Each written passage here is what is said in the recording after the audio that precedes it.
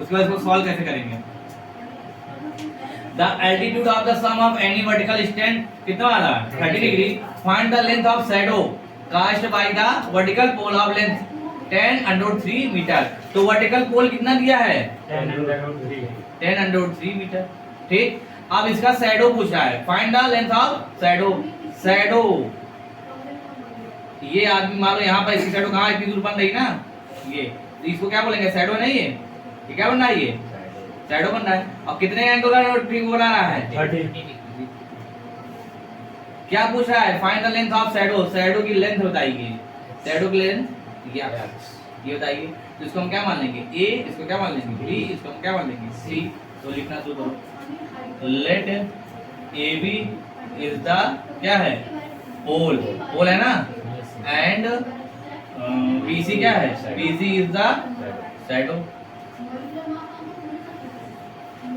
Now in triangle A B C ये 90 degree रहेगा, ठीक है ए बी सी। तो कुछ ऐसा कौन सा मंत्र लगाओ कि जिसमें हमारा क्या है बेस भी आए और परपेंडिकुलर आए। तो tan होता है, क्या होता है tan। तो tan थीटा बराबर क्या हो जाएगा A B upon B C. और थीटा की वैल्यू कितनी दी है, ये 30 डिग्री दी है। ए बी कितना दिया हुआ है 10√3 और बी सी हमको पूछ रहा है, बी सी क्या मान लिया, हमने क्या बताया था 10 की वैल्यू छोटे से बड़ा, तो ये छोटा है ना, तो क्या हो जाएगा 1√3 बराबर 10√3 अपॉन x। क्रॉस मल्टीप्लाई कर, इसका मल्टीप्लाई इधर, इसका मल्टीप्लाई इधर, तो इसका मल्टीप्लाई के क्या आया x आया और इसका कितना आया 10 into 3 आया। क्रॉस मल्टीप्लाई मल्टीप्लाई सेम है ना, अंडर उठ जाएगा ना। अब मल्टीप्लाई कितना आ गया, ये कितना आ गया 30 मीटर आया। ठीक, कोई दिक्कत नहीं ना। दूसरी सवाल देखो, a tower is a 20 metre height and its shadow on the ground is 20√3। Find the angle of relation of the sun. तो बना लो। सबसे पहले क्या बोल रहा है टावर, ये हमारा क्या हो गया टावर कितना है 20 मीटर। अब इसका शैडो कितना बन रहा है, देखो शैडो बनेगा ना, शैडो कितना बन रहा है 20√3। क्या पूछा है एंगल ऑफ एलिवेशन पूछ रहा है, ये तो पूछ रहा है ना, है समझ में। अब क्या है वैल्यू लगाओ, तो क्या लगाएंगे, इसको ए मानो, इसको बी मानो, इसको सी। तो ए बी क्या दिया है, ए बी इज द क्या है टावर, ठीक, एंड बी सी क्या है, B C is the shadow. Now A B कितना दिया हुआ है 20 मीटर एंड सी बी कितना दिया है बी सी वही 20√3 मीटर, ठीक।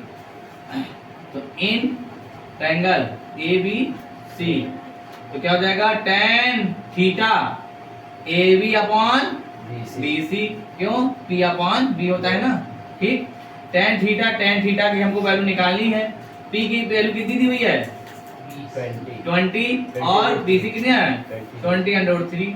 अंडर 20 से 20 जय हिंद जय भारत। क्या आया tan थीटा बराबर 1/√3। 1/√3 किसकी वैल्यू होती है छोटे से बड़ा, तो क्या हो जाएगा tan थीटा का क्या tan 30। जय हिंद जय भारत, थीटा बराबर 30। आया समझ में।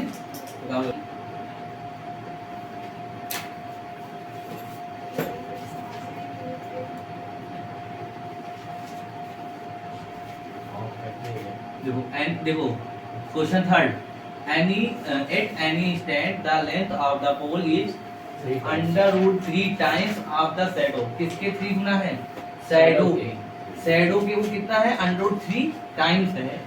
Then find the sun altitude, altitude जब बोल देगा सन एल्टीट्यूड, ठीक है। तो अब निकालना है सवाल, देखो क्या क्या करेंगे क्वेश्चन सॉल्व करो। ये हमने क्या मान लें पोल, पोल ये, और इसकी ये क्या हो गई शैडो, क्या हो गई ये शैडो।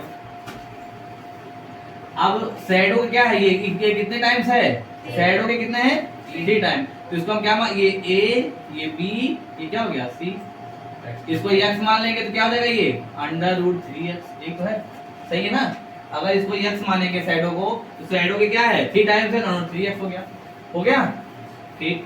अब लगाओ फार्मूला। अब हमको क्या पूछा है, सन एल्टीट्यूड, यही थीटा पूछा है। क्या पूछा है, थीटा।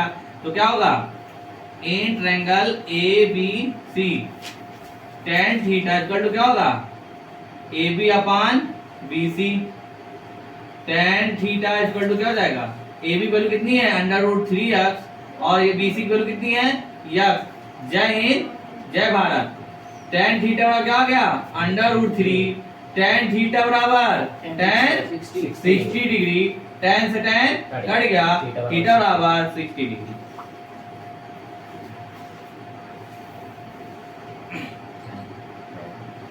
आ रहा है, आया ना सर, अच्छी ठीक आसान। एनसीईआरटी क्वेश्चन 2 9.1 का दूसरी सवाल है। A tree break due to storm and broken part bent so that the top of tree touch the ground making an angle 30 degree with it. The distance between the foot of the tree to the point where the top touch the ground is 8 meter. Find the length, find the height of the tree. कहने का sense ये है कि एक पेड़ होता है इतना लंबा, देखो भैया ये क्या है आपका, ये पेड़ रहता है ठीक, ये पेड़ रहता है। अब ये पेड़ आंधी में क्या होता है, टूट जाता है। तो यहां से टूट गया और यहां से जब टूटा तो ये गिर गया, ठीक ना। ये पेड़ यहां से टूटा और यहां गिर गया और यहां से ये एंगल बन गया। सर आधे से टूटा है? हाँ आधे से ब्रेक हुआ है, ठीक है। आधे टूटा चाहे जहां से यहाँ टूटा यहाँ टूटा, तुमको पूरी क्या बनानी है, हाइट बतानी है बस। तो यहाँ टूट गया, तो जब ये टूटा तो कौन सा एंगल बनाया यहाँ पर, 30 डिग्री बनाया ना, ठीक। अब डिस्टेंस कितनी दूरी पे है, 8 मीटर पे ना। ये तो कह रहा है कि यहाँ से टूट के बनाता है। अब इसकी स्टेशन कितनी है, 8 मीटर है, 30 एंगल बना रहा है। अब इसको क्या मान लें, इसको मान लें हम A, इसको मान लें B, इसको मान लें C, इसको मान लें D, ठीक है ना, ABCD। अब देखो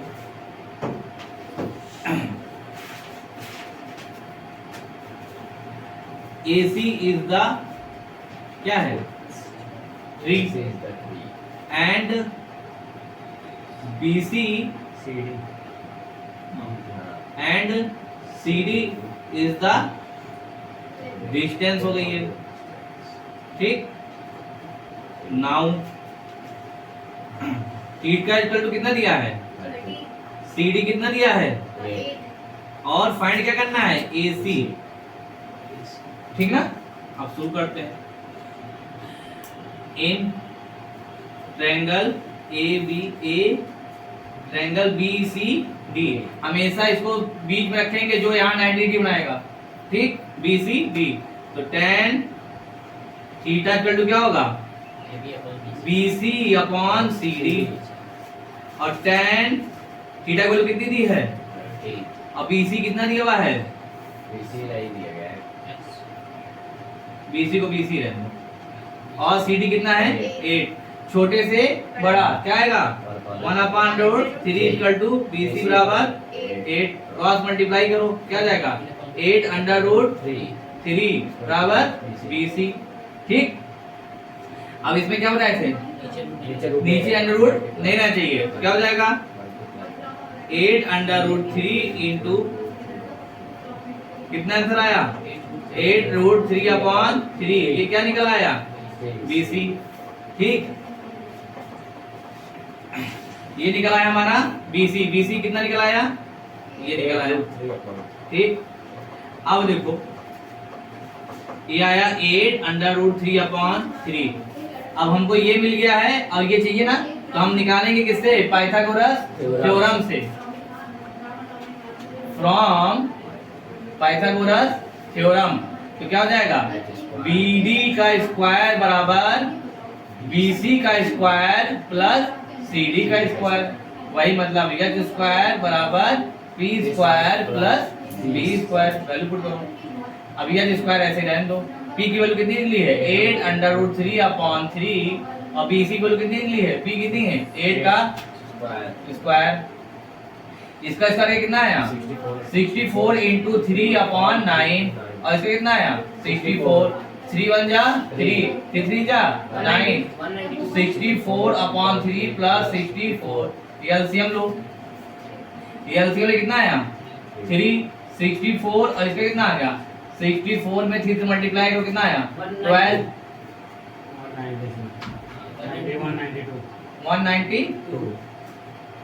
192।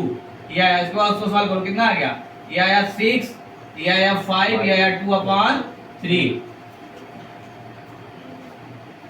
तो कितनी आ गई, एच बराबर कितना आ गया, एच बराबर आया स्क्वायर बराबर आ गया आपका 256/3। ये कितना आएगा 256/3 अंडर रूट, ये किसका है 16 का, तो क्या आ गया 16/√3। अब फिर √3 आ गया, फिर √3 नीचे नहीं रहेगा, तो किससे मल्टीप्लाई करेंगे 16√3 इंटू √3/3 कितना आ गया 16√3/3। तो ये यच निकल आया।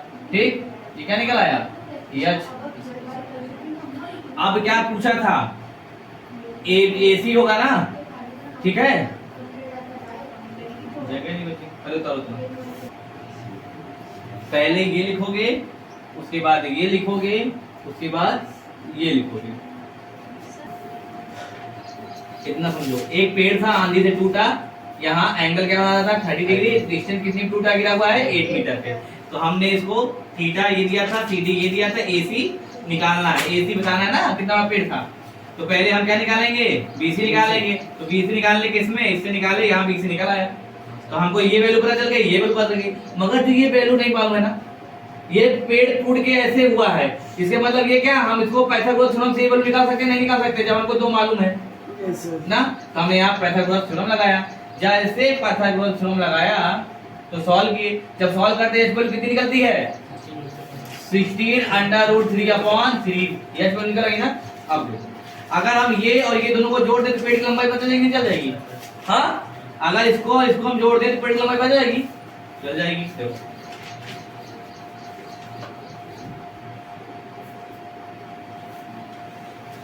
तो पेड़ की लंबाई के क्या लिखेंगे, AC बराबर क्या लिखेंगे, AC बराबर लिख देंगे हम लोग DB प्लस BC, यहां से ये यहां से ये, ठीक ना, आया समझ में। पेड़ की लंबाई, यही पेड़ टूट के ऐसे गिरा था, तो हम लोग इसको लेंगे फिर इसको लेंगे, तो DB कितना निकला है 16√3/3 और BC कितना निकला है 8, कितना निकला है 8√3/3। एलसीएम लेते हैं, क्या आएगा 3, 16√3 प्लस 8√3 जोड़े कितना आया 24√3/3, 3 1 जा 3, 3 8 जा 24, 8√3 मीटर क्या होता है 3 होती है, ऐसा में इसके लिए इतना करना है।